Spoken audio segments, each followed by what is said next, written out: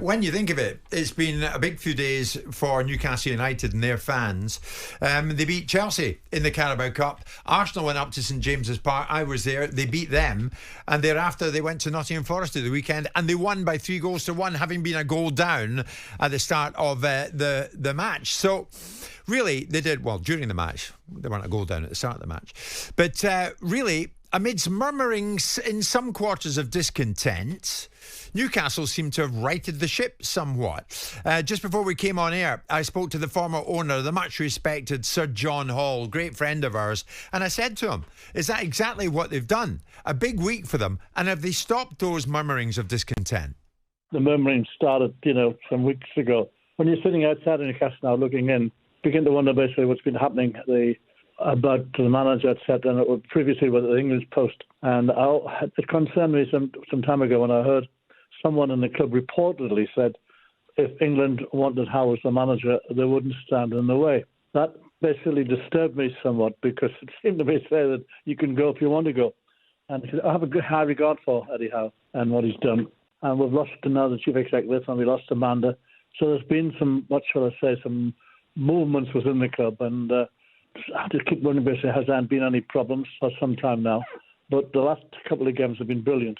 And that's why I'm feeling joyous this morning after yesterday's game. Win the win, it's like a shot in the arm. It just lifts you. It's always been the case in Newcastle, yeah. So now Eddie is celebrating 3 years at the football club as head coach. How do you feel he's done in that time? Well, when you come into a club and you've got to revamp it, you can't do it overnight. When he came in, he had to basically look at the playing staff. They had to invest. Fortunately, we've got owners who've got the cash now, and they seem to be willing to invest it. And we should buy players, and we stopped because of these new regulations or whatever. You've got to give them time. You can't change things overnight. That's one thing I found when we were in Newcastle. It takes time. You're lucky if you can actually get things moving in 2 years. I gave them, when he came in, I gave him 4 to 5 years to change the team, to basically get it to the point where we're at the top of the table, top 4 all the time, not just any time. And he hasn't had time yet. And I'd be disappointed if basically we seem to feel that he's not the manager. I have a high regard for him, and he should be given the time, his time to build the team, his team. And I wish him well. And Sir John, few know this football club better than your good self. Do you get the feeling now that there is more stability behind the scenes now? I don't know. It's just happened, so it takes time to see how the new appointments are going to be. Amanda and her husband, in many, many ways from the start, they put the deal together, and they were the contact. The fans have such a high regard for the pair of them.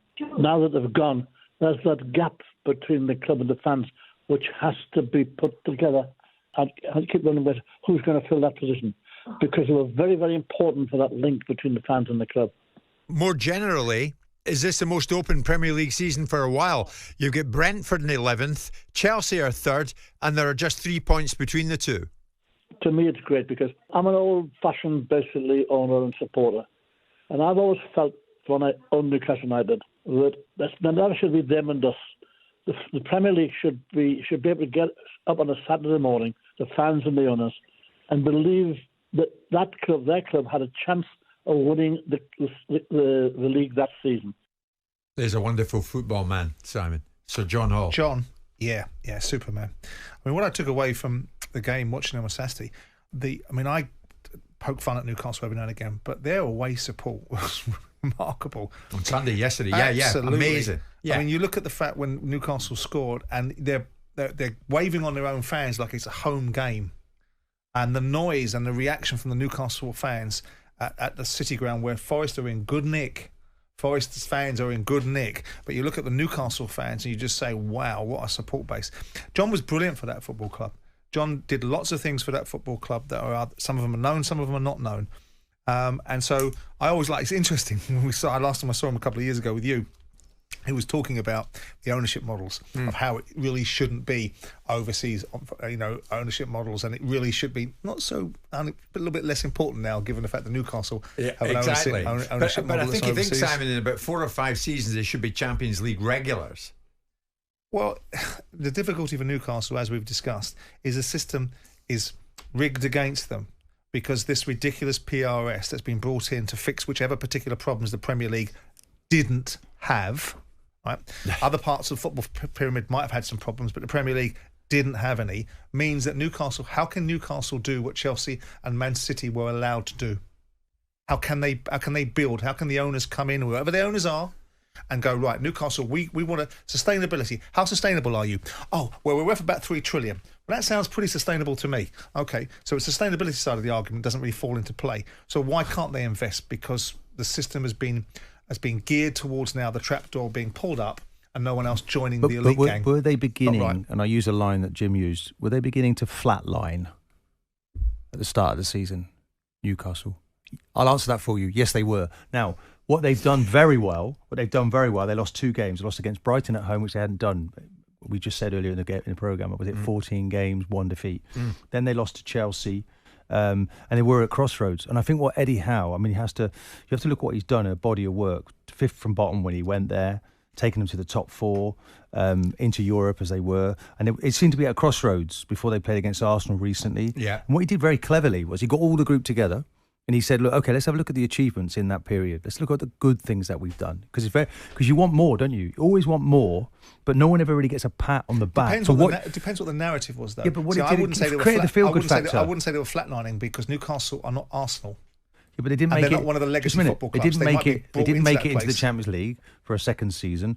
You mean they overachieved? Ultimately, well, they overachieved. Newcastle too quickly. Can't have it both ways. Okay. Well, you can. So anyway, let's look at what they've done. So they have this video. Everybody looks at it, and then suddenly the feel-good factor comes back. The team spirit's there. I tell you what, they showed a hell of a lot of character at the weekend to come back in that game. They did. Forest in the top 3, played very well, beating Liverpool this season, the only team to do that. And what I saw, and then I saw depth in the squad. I saw Barnes coming off the bench. They've got good players. Gordon, Isak, Joe Linton, Almiron, been developed by the previous manager. Yeah. Couldn't get a tune out of them. But this fella does. The only reason there's a narrative around Newcastle is because people have billed them as the world's richest club.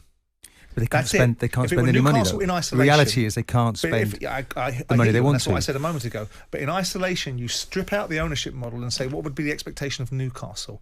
To be a decent Premier League football club, to be a club that's challenging at the top end of the table, a bit like John Hall created 25, 26, 27, 28 years ago. Yeah. But the narrative is, world's richest owners, they are the next Man City cab on the rank, waiting to happen. But the current group showed great character at the weekend. There's another Martin. Martin's a Newcastle fan. Very little discontent amongst us. 99% of the fans trust Eddie, want him to succeed. We can judge him correctly after a couple more transfer windows. Still be a gatekeeper in my view. Okay, we shall see. Jim White and Simon Jordan. Monday to Friday mornings from 10 on AM, on DAB, via the talkSPORT app and on your smart speaker. talkSPORT.